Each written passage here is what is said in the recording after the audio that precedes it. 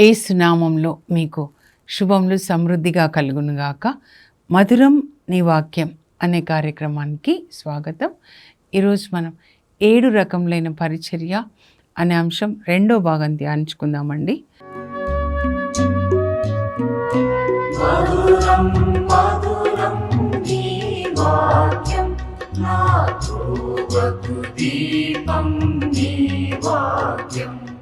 అపోస్తలుడు అంటే ముందు యేసుక్రీస్తుతో టైం గడపాలంటే, యేసుక్రీస్తు అంటే దేవుని వాక్యమే కదండి. కనుక ఆ వాక్యాన్ని మళ్ళా చదివి ధ్యానించాలండి చాలాసార్లు అనమాట. మార్కు 3:13, 14, 15 అనమాట. తనతో ఉండుట. ముందు అపోజల్స్ ఎవరంటే యేసుక్రీస్తుతో ఉన్నవాళ్ళు అనమాట. 3.5 సంవత్సరాలు యేసుక్రీస్తు ఉంటారు. ఆయన క్యారెక్టరు వీళ్ళ లోపల వచ్చేసిందనమాట. అది ఆయన చెప్పిన వాక్యాలు కూడా హృదయంలో వాళ్ళు దాచుకున్నారు. పరిశుద్ధాత్మని పొందిన తర్వాత ఇప్పుడు నీళ్లు బావిలోంచి చేదుకున్నట్లుగా పరిశుద్ధాత్మ ఏం చేశాడు, లోపల ఉన్న ఈ నీళ్ళన్నీ చేది అందరికీ ఇచ్చేశాడనమాట. పేతురు ప్రసంగాలు చేస్తున్నాడు, అందరూ అపోస్తులు కూడా బోధించారనమాట. ఇక్కడ ఉన్నది చేదుకుంటున్నారు. అందుకే యెషయా 12:3 యెషయా చెప్తాడు, మీరు మీలో ఉన్న బావిలో నుంచి నీళ్ళు చేదుకోండి అంటాడనమాట. మీలో ఉన్నటువంటి బావి క్రీస్తు అనే బావి. అందుకే క్రీస్తు అంటారు. యోహాను 4:14 సమార్య స్త్రీతో అంటారు ఏంటంటే, నేనిచ్చు నీరు వాని యందు నిత్య జీవమునకై ఊరడి బుగ్గగా ఉంటుందంట. పరలోకానికి నిత్య జీవానికి వెళ్ళడానికి నీరు దేవుని యొక్క వాక్యం అని రోజు ఊరుతుంది.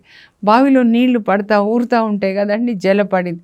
రోజు క్రొత్త నీళ్ళే వస్తాయి కదా, వచ్చిన నీళ్ళు మళ్ళీ రావు కదా. అట్లా అనమాట పరిశుద్ధాత్మ మనలోనికి వచ్చిన తర్వాత నీళ్లు చేదుతూ ఉంటాడు. అందరికీ నీళ్ళు ఇస్తారనమాట. చేది అందరికీ నీళ్ళు ఇస్తారు. మనం చూస్తే యాకోబు చూడండి, వాళ్ళ మామయ్య ఊరికి వెళ్ళినప్పుడు అమ్మాయి వస్తూ ఉంటుంది, రాహేలు వస్తే బావిలోంచి నీళ్లు చేది గొర్రెలకి అంతా నీళ్ళు పెడతాడనమాట. అట్లా అపోస్తలు. ఇంకా సేమ్ ఒక పేతురుని మీరు చూసుకోండి. ఒక్క పేతురు గురించి కొంచెం రాయొచ్చు కదా అపోస్తల కార్యాల్లో మీరు కదా. ముందుగా వాళ్ళందరూ ప్రార్థిస్తారు, మరియ తల్లి ఉంటారు, తర్వాత సువార్తని బోధిస్తారు, తర్వాత స్వస్థతలు చేస్తారు, తర్వాత కొరడా దెబ్బలు కూడా తింటారు. తర్వాత వాళ్ళు సమారియాకి వెళ్ళి చేతులు ఉంచినప్పుడు వాళ్ళకు కూడా పరిశుద్ధాత్మ వస్తుంది. సమారియాలో విశ్వాసులు. అపోస్తల కార్యాలు 8:17 అనమాట. 9 మీరు చదివితే సౌలు పరివర్తన ఉంటుంది. తర్వాత ఈయన ఎక్కడ ఉంటాడంటే పేతురు 9వ అధ్యాయానికి వచ్చేసరికి ఆయన 9వ అధ్యాయంలో ఏనియాస్ లిద్దాలో ఉంటాడండి. ఫస్ట్ ఏనియాస్ అనే ఒక వ్యక్తి పక్షవాతంతో బాధపడుతుంటే లే యేసుక్రీస్తు నామంలో నువ్వు లేచి నడువు అంటే 8 సంవత్సరాలు పెరాలిటిక్ 8 years, కానీ యేసుక్రీస్తు నామంలో లేచి నడువు అనగానే నడుస్తాడనమాట. తర్వాత ఈ అమ్మాయి చనిపోయింది ఎక్కడ, యోప్పాలో. సో లిద్దా నుంచి యోప్పా 10 kilometers. వాళ్ళు చెప్పి పంపిస్తారు అక్కడ ఉన్నటువంటి శిష్యులు తొందరగా రావాలి అంటే. ఆయన అక్కడికి వెళ్తాడు. వెళ్ళి అక్కడ అమ్మాయి తబిత అనమాట యోప్పాలో ప్రార్థించి ఆమెని జీవంతో లేపుతాడు. తన సొంతగా కాదండి, వీళ్ళు పరిశుద్ధాత్మ వాళ్ళలో ఉన్నారు కదా. సో పరిశుద్ధాత్మ చెప్పింది విని దాన్ని చేస్తారు, సొంతగా చేయరు. యేసు ప్రభు చేసినట్లుగా అనమాట. అట్లా పేతురు. ఇంకా మీరు చూస్తే కొర్నేలియస్ ఇంట్లో 10వ అధ్యాయంలో కొర్నేలియస్ ఇంట్లో ఆయన యేసు ప్రభు గురించిన వాక్యం బోధిస్తున్నప్పుడు పరలోకం నుంచి వింటున్న వాళ్ళందరి మీద పరిశుద్ధాత్మ కుమ్మరించబడుతుంది. అన్యులందరూ రక్షణలోకి వస్తారనమాట. చివరికి ఇంకా జోసఫస్ అనే హిస్టారియన్ రాస్తాడండి ఆయన గురించి అనమాట. ఏంటి అనంటే, Peter and John, both of them, they preach the gospel in Rome for 25 years, and then Peter was crucified upside down on Vatican Mount. అంటే నీరో చక్రవర్తి గార్డెన్స్లో వాటికన్ అనే కొండ మీద ఆయన తలక్రిందులుగా సిలువ వేయబడ్డాడు. 25 సంవత్సరాలు రోమ్లో సువార్తని బోధించిన తరువాత హిస్టారియన్ రాశాడు అని అంటే హిస్టరీ అంటే కరెక్ట్ కదంటే హిస్టారికల్ ఎవిడెన్స్ కోసం చెప్తున్నా అండి. సో అట్లా ప్రతి ఒక్క అపోజిల్ గురించి మీరు చదవాలి, చాలా బాగుంటుంది వాళ్ళ జీవితాలు. ఒక 12 మంది ద్వారా సువార్త ప్రపంచానికి ఇవ్వబడింది. ప్లస్ ఒక ఎత్తు అయితే 12 మంది పౌలు, ఇంకొక ఎత్తు అనమాట. 3 కాంటినెంట్స్లో ఆయన 13,000 మైళ్ళు ప్రయాణం చేసి సువార్తను బోధిస్తాడనమాట. పౌలు లేకుండా సువార్త బోధన, అపోస్తుల కార్యాలు పౌలు లేకుండా ఉండదు, అపోస్తులు లేకుండా. 12 అధ్యాయాల అపోస్తుల గురించి, పేతురు గురించి ఉంటుంది. 13 నుంచి ఇంకా 28 వరకు పౌలు సువార్త ప్రయాణాలన్నమాట. మనం కూడా అలా ఉండాలండి, వాళ్ళని మాదిరిగా తీసుకోవాలి. రోజు ఏది వింటున్నామో ఎందుకు వినమంటున్నారంటే వాళ్ళు ఎలా పనిచేశారో మనం కూడా అలాగే పనిచేయాలి. ఇంకా ప్రవక్త గురించి కూడా మనం ధ్యానించుకున్నాం కదా. ప్రవక్త ఏంటంటే దేవుని సన్నిధిలో ఎక్కువ గడుపుతాడు. ఈర్మియా ప్రవక్త చూడండి, ఆయనని విలపించే ప్రవక్త అంటారండి. 12 సంవత్సరాలప్పుడు ఆయనకి పిలుపు వస్తుంది. 13వ సంవత్సరం నుంచి ఆయనని దేవుడు వాడుకుంటారు. ఫర్ 40 years అన్నమాట. అక్కడ యెరూషలేంలో రాజులకి ప్రజలకి ప్రవచిస్తాడు. ప్రజలు చాలా పతనమైపోతారండి. దావీదు పిల్లలు కూడా పతనమైన స్థితి అన్నమాట. ఆయన ప్రవచిస్తూ ఉంటాడు. 9వ అధ్యాయం చూస్తే ఇర్మియాలో ఆయన అంటాడు, నా శిరస్సు జలకూపమైన ఎంత బాగుండు, నా నేత్రములు నిరంతరము కన్నీళ్లు కారుస్తూ ఉన్నాయి. ఆ స్త్రీలను కూడా పిలవండి, కన్నీరు కార్చే స్త్రీలని పిలవండి. ఆ తర్వాత మీరు స్త్రీలారా మీరు మీ పిల్లలకి కన్నీటి ప్రార్థన నేర్పించండి, ఎందుకంటే ఘోరమైన సంగతులు జరగబోతూ ఉన్నాయి. నెబుకద్నెజరు ఉత్తరం నుంచి ఒక రాజుని ఆయన దేవుడు ప్రేరేపించి పంపిస్తాడు. ఆయన వచ్చి ఎట్లా చంపుతాడు, యవ్వనస్తులని చంపుతాడు, దోచుకొని పోతాడు, దేవాలయాన్ని కాల్చేస్తాడు. ఇవన్నీ జరగబోతున్నాయని అవన్నీ దేవుడు ఆయనకు చూపిస్తే ఆయన ఏడుస్తూ ఉంటాడనమాట. అయ్యో ఈ ప్రజల్ని నువ్వు కాపాడు ప్రభా, ఏడుస్తూ ఉంటాడు. ప్రజల్ని పశ్చాత్తాపంలోనికి నడిపించడానికి ప్రవక్త ఎవరంటే దేవుని సందేశాన్ని విని ప్రజలకు అందించేవాళ్ళండి. A prophet is the one who brings forth the message of God to the people. సొంతగా కాదనమాట. దేవుని సన్నిధిలో ఏడుస్తూ ఉంటారు, విలపిస్తూ ఉంటారు, పశ్చాత్తాపడండి అని చెప్తారు, దేవుని మార్గంలోనికి నడిపిస్తారు. అంతేకాదు ప్రవక్తలు ఎక్కువ స్తుతి ఆరాధన చేస్తారండి. ఇంకా ఏలియా వీళ్ళ గురించి కూడా రాయబడలేదు, ఎలీషా, కానీ అందరూ ఎక్కువ స్తుతి ఆరాధన. మోషే కూడా ఆయన స్తుతి ఆరాధన పాటలు నిర్గమకాండం 14లో కూడా ఉంటుంది కదండి. తర్వాత ఈ అమ్మాయి మిరియం వాళ్ళ అక్క కూడా, ఆమె కూడా ప్రవక్తి అంటారు. స్త్రీలందరినీ స్తుతి ఆరాధనలో నడిపిస్తుంది అనమాట. వాళ్ళు ఎప్పుడు ఎక్కువ దేవుని సన్నిధిలో దేవుని స్తుతిస్తూ ఉంటారు, దేవుని స్వరాన్ని అప్పుడు వింటారనమాట వాళ్ళు.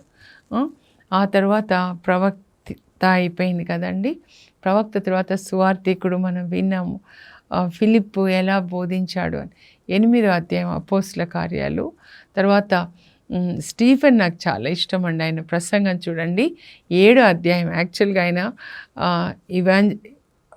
డీకన్ అంటే సహాయకుడు, సోషల్ సర్వీస్ కోసం అపాయింట్ చేయబడ్డాడు. కానీ ఆయన కూడా పరిశుద్ధ ఆత్మను పొంది సువార్తను బోధిస్తాడు. ఆయన కాదు, విశ్వాసులు వెళ్ళి సువార్తను బోధిస్తే యాంటియోకియాలో ఒక క్రీస్తు సంఘం వస్తుందండి, పెద్ద సంఘం.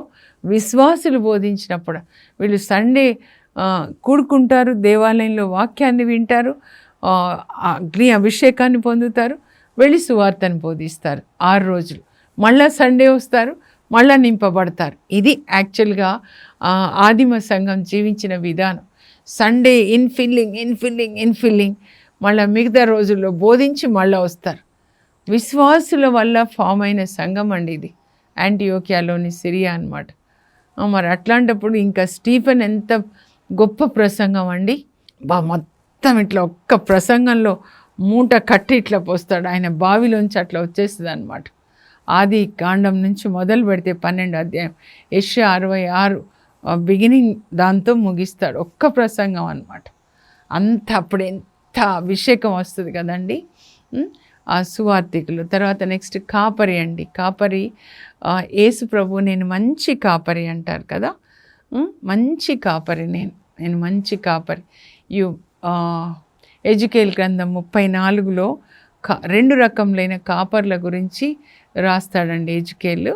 అందులో 2వ భాగం 11వ వచనం నుంచి అనుకుంటాను, 11 నుంచి మంచి కాపరి ఏం చేస్తాడు?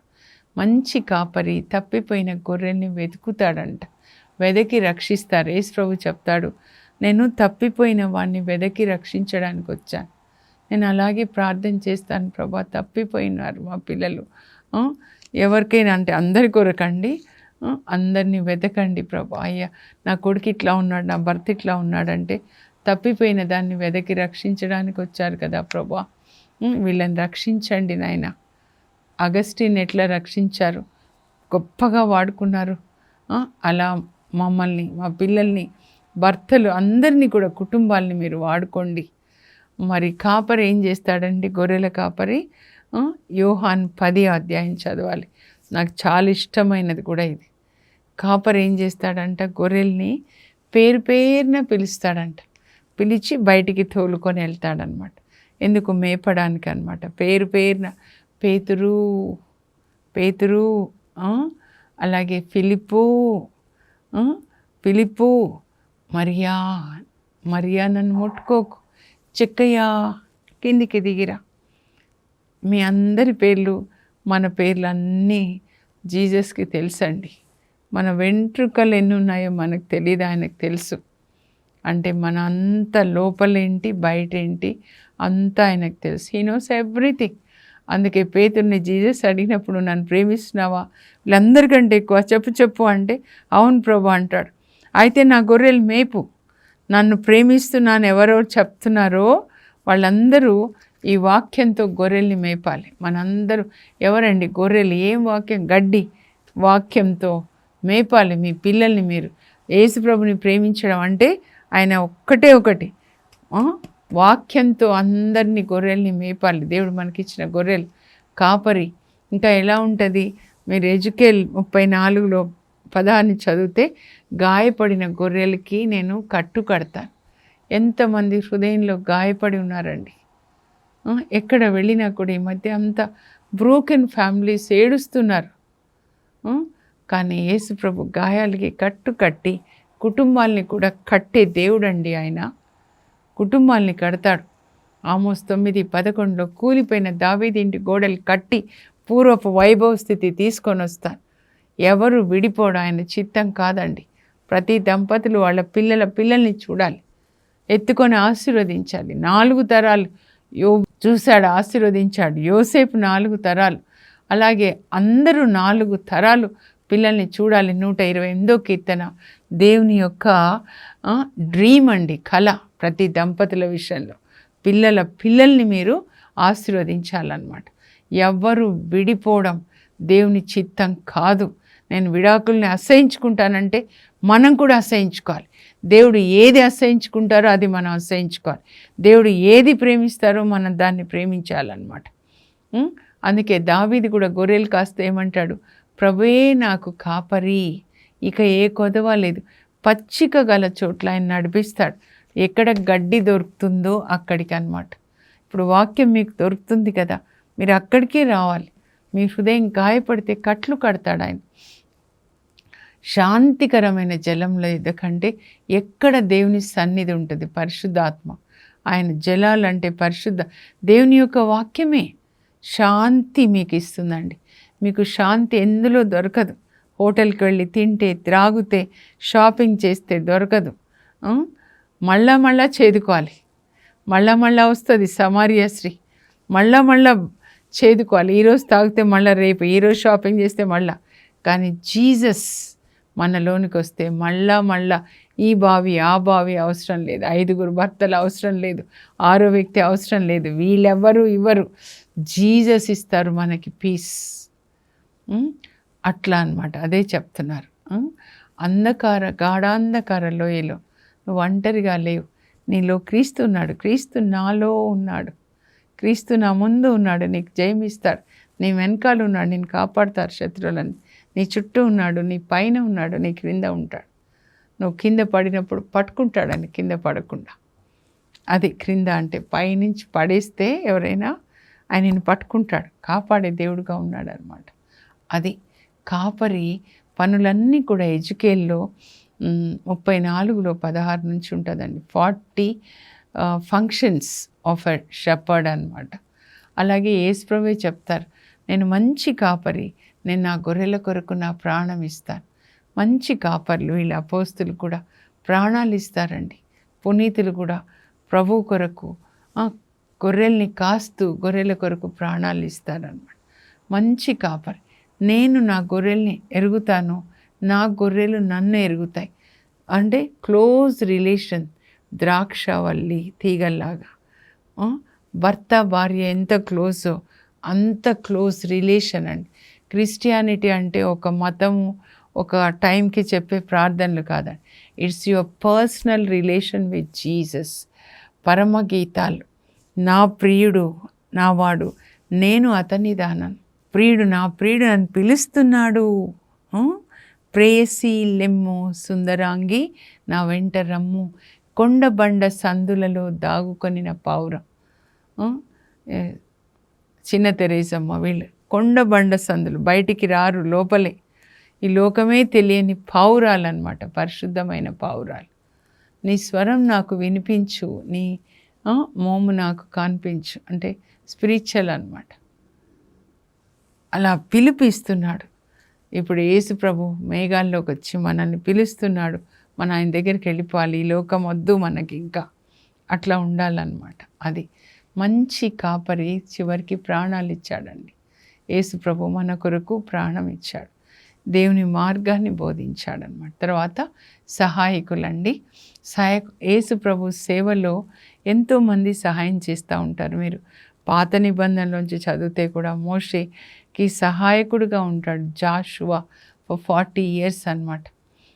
అందువల్ల మోషే తర్వాత ఆ అభిషేకాన్ని దేవుడు జాషువాకి ఇస్తారు. మోషే పిల్లలకి ఇవ్వలేదు. ఎక్కడున్నారు వాళ్ళ పిల్లలు? ఎక్కడున్నారు? గెర్షోము, ఎలియాజరు, 2 పిల్లలు అన్నమాట.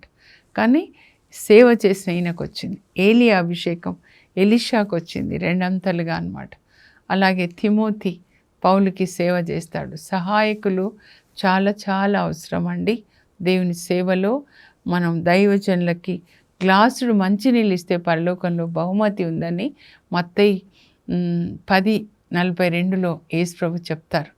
గ్లాసుడు మంచినీళ్ళు ఇచ్చినా కూడా సారెఫతు విధవరాలు కరువు కాలంలో ఏలియాని పోషిస్తుంది కనుక ఆమె కుమారుడు కూడా పోషించబడ్డారు.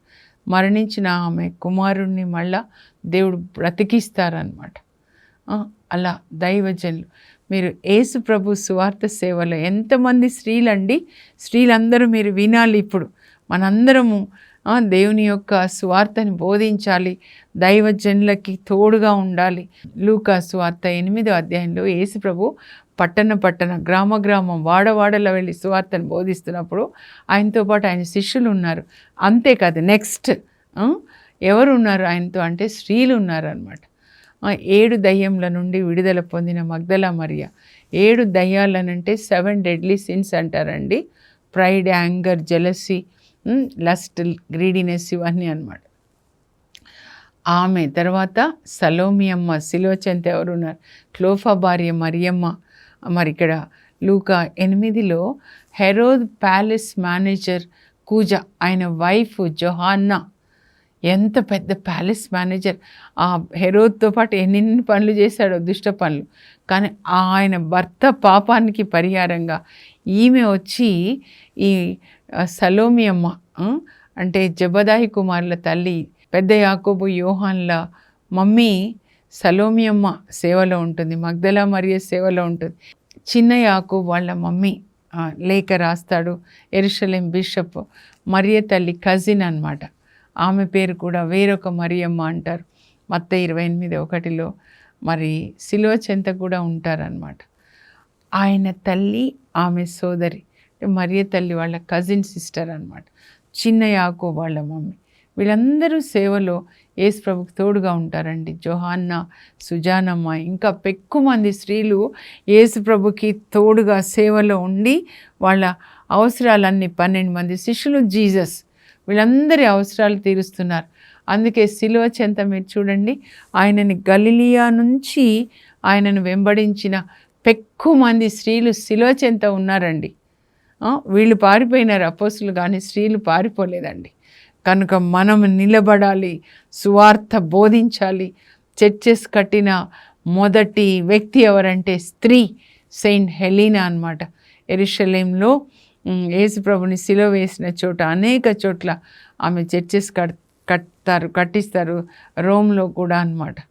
కాబట్టి ఆ తర్వాత యేసుప్రభు పునరుత్థాన సందేశాన్ని ప్రకటించింది ఒక స్త్రీ ద్వారా ఆయన పుట్టారు.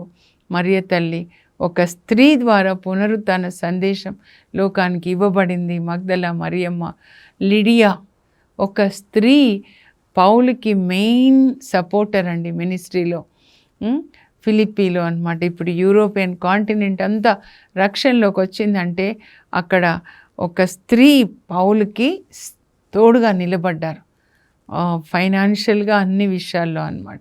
అట్లా మనము యేసు ప్రభు సేవకులకి సహాయపడాలి.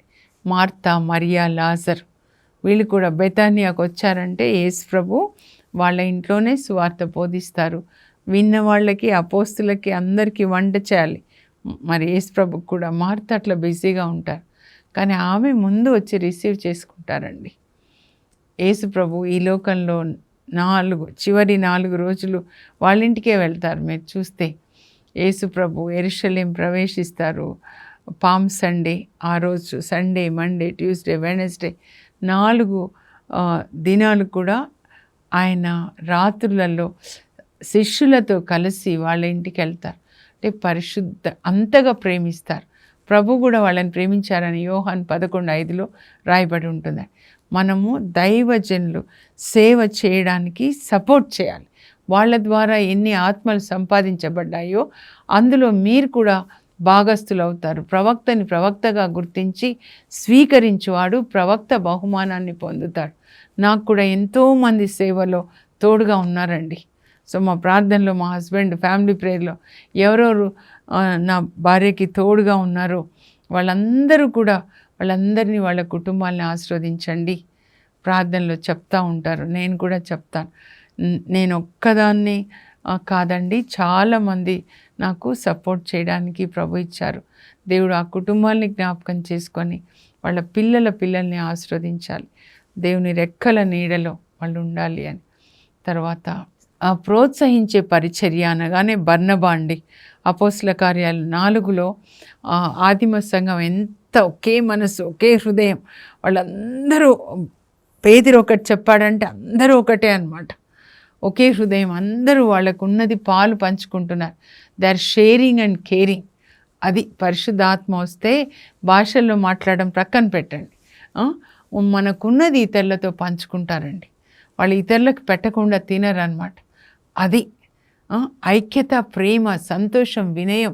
ఒకే కుటుంబం, యేసు ప్రభు యొక్క కుటుంబం, శరీరం అంతా ఒకటే అన్నమాట. అలా ఉంటున్నారు. అందులో excellent person, out standing person ఎవరంటే బర్నబా. ఆయన లేవీయుడు, ఆయన పేరు యోసేపు. కానీ వాళ్ళు ఏమని పేరు పెడతారంటే ఈయన పేరు బర్నబా అని పెడతారనమాట. అంటే ప్రోత్సహించేవాడు, మ్యాన్ ఆఫ్ ఎంకరేజ్మెంట్. అపోస్తుల్ని కొడతారు, జైల్లో పెడతారు, అబ్బా ఎన్ని బాధలు పెడుతుంటే ఈయన వాళ్ళని ఎంకరేజ్ చేస్తాడు. మీరు నిరుత్సాహపడొద్దు, don't lose your heart, be courageous, move forward, if God is for us who can be against us. అట్లా ప్రోత్సహించే వాళ్ళు కావాలండి. తర్వాత అన్ని విషయాల్లో సపోర్ట్ చేయాలండి. ఆయన తన ఆస్తి అంతా అమ్మి అపోస్తుల దగ్గర తీసుకొని వచ్చాడు. అసలు సౌలు ఎవరండి? సౌలు మినిస్ట్రీ ఏంటి? అపోస్తుల మీద దౌర్జన్యం చేస్తుంటే 9వ అధ్యాయం అపోస్తుల కార్యాల్లో ఈయననే వెళ్ళి బర్నబా వెళ్ళి తీసుకొని వచ్చి సౌల్ని వీళ్ళకి ఇంట్రడ్యూస్ చేస్తాడు. అప్పటి సౌలు కాదు, ఇప్పుడు మారిపోయాడు. అప్పుడు వాళ్ళు షేక్ హ్యాండ్ ఇచ్చి ఆయన తీసుకుంటారు. తర్వాత యాంటియోకియాలో సంఘం వస్తుంది విశ్వాసుల వల్ల. ఈయన పరిశుద్ధాత్మ చెప్తాడు, సౌల్ని ఇక్కడ తీసుకురా. తార్సుకు వెళ్ళి వాళ్ళ ఊరు, సౌలు వాళ్ళ ఊరు, ఆయనను వెతికి తీసుకొని వస్తాడు. వచ్చి ఇద్దరు కలిసి అక్కడ బోధిస్తారు. అపోస్తల కార్యాలు 11. అక్కడనే మొదటిసారి వీళ్ళు క్రైస్తవులని పిలువబడ్డారు, విశ్వాసులు. ఈ బర్నబా మంచివాడు, విశ్వాసంతో పరిశుద్ధాత్మతో నింపబడ్డాడు. అక్కడ యెరూషలేములో అపోస్తలకి తోడుగా సపోర్ట్ చేస్తున్నాడు. ఇప్పుడు అక్కడి నుంచి వాళ్ళే పంపిస్తే బర్నబాని యాంటియోక్యాలో అక్కడ సంఘానికి ఆయన మళ్ళా తండ్రిగా ఉండి సౌల్ని అక్కడ తీసుకొని వచ్చి ఇంట్రడ్యూస్ చేస్తాడు. ఇద్దరు కలిసి మొదటి ప్రయాణానికి వెళ్తారు, సువార్త ప్రయాణం. బర్నబాని కూడా తీసుకెళ్తారు. తర్వాత బర్నబా విషయంలో ఇద్దరు మరి విడిపోతారు. కానీ ఎంత గొప్ప వ్యక్తి అండి బర్నబా. దైవజనుల గురించి చెడుగా మాట్లాడకండి, వాళ్ళని ప్రోత్సహించండి. మీ ఇంట్లో వాళ్ళకి ఆశ్రయం ఇవ్వండి, చేయగలిగినవన్నీ మీరు చెయ్యండి. వాళ్ళ నుంచి మేలు పొందుతారు. తర్వాత చెడుగా మాట్లాడకండి దయచేసి. పరిశుద్ధాత్మని గురించి చెడుగా మాట్లాడినట్లు అవుతుంది. అనాయింటింగ్ని హిట్ చేయకూడదు. అందుకే మిరియాంకి కుష్ఠ వస్తుంది అనమాట. మీరు సపోర్ట్ చేసేవాళ్ళుగా ఉండండి. తర్వాత కరుణ పరిచర్య. తబిత అపోస్తల కార్యాలు 9:36. యోప్పాలో ఒక మదర్ తెరీసా తల్లి అండి ఆమె. అక్కడ వాళ్ళు చేపలు పట్టడానికి వెళ్తే జాలర్లు తుఫాన్ వచ్చినప్పుడు వాళ్ళు అక్కడ చనిపోతే భార్య ఎంత ఏడుస్తుందండి. వాళ్ళ ఇంటికి వెళ్ళి ఓదార్చి వాళ్ళకి ఆమె టైలర్ వాళ్ళకి బట్టలు కుట్టి చొక్కాలు అంటే వాళ్ళు వేసుకునే ఇచ్చేదన్నమాట. నేను ప్రభు ఉన్నారు కదా, నేనున్నాను కదా అని వాళ్ళని బలపరుస్తూ కుటుంబాల్ని కడుతుంది. విధవరాళ్ళకి తల్లిగా ఉంటుందన్నమాట. అందువల్ల పేతురు ప్రార్థించినప్పుడు దేవుడు ఆమెకి మళ్ళా జీవాన్ని ఇస్తారు. మరణించిన తబిత బ్రతికింది అని తెలిసి అనేక మంది ఆమె వలన అనేక మంది రక్షణలోకి వస్తారనమాట. మనం కూడా ఒక టైలర్, ఆమె సూది దారం ఉంటుంది. మీ దగ్గర ఏది ఉందో మీరు ఇతరులతో పంచుకొనండి. కరుణామయుడైన క్రీస్తు మీలో ఉంటే మీరు ఒక కరుణ నదిగా ఉంటారు. పునీత హంగేరి ఎలిజబెత్ అమ్మ బంగారు తల్లి, నాకు ఎంత ఇష్టం. I'm proud of her. Catholic church is full of ఏమనాలి, డైమండ్స్ లైక్ దిస్ అన్నమాట. అలా కరుణ కలిగి ఉండండి. ప్రభా నాకే ఇవ్వండి అనకుండా నేను ఎవరికి ఇవ్వాలి అని ప్రార్థించండి. ప్రార్థన చేసుకుందాం. పరలోకపు మా తండ్రి, మీ పరిశుద్ధ నామం నాకు స్తోత్రం కలుగునుగాక. అపోస్తలులుగా, ప్రవక్తలుగా, సువార్థికులుగా, ప్రభా కాపరులుగా, నైనా సహాయకులుగా, ప్రోత్సహించేవారుగా, కరుణ కలిగిన వారుగా ఏ పని మీరు ఇచ్చారో అది మేమంతా చేయాలి. ఆ చేసేటప్పుడు ప్రేమగా, ఐక్యతగా చేయాలి ప్రభా. ఆ ప్రేమని, ఐక్యతని మాకు దయచేయండి. యేసు నామంలో అడుగుచున్నాం తండ్రి, ఆమేన్. మీరు కరుణ కలిగిన పరిచర్య అయితే కరుణ కలిగి అందరికీ పంచిపెట్టండి. ప్రోత్సహించడం, ఎంకరేజ్ చేయడం దైవజనులని బర్నబాలాగా అయితే అది చెయ్యండి. సువార్త బోధించడం, ఇలా మైకులనే కాదు, మీ ఇంట్లో ఒక 4-5 స్త్రీలు కూర్చొని వాక్యాన్ని పంచుకోండి. అలాగే కలిసి భుజించండి, ఒకరికొకరు సాయం చేసుకోండి. God bless you. Have a blessed day.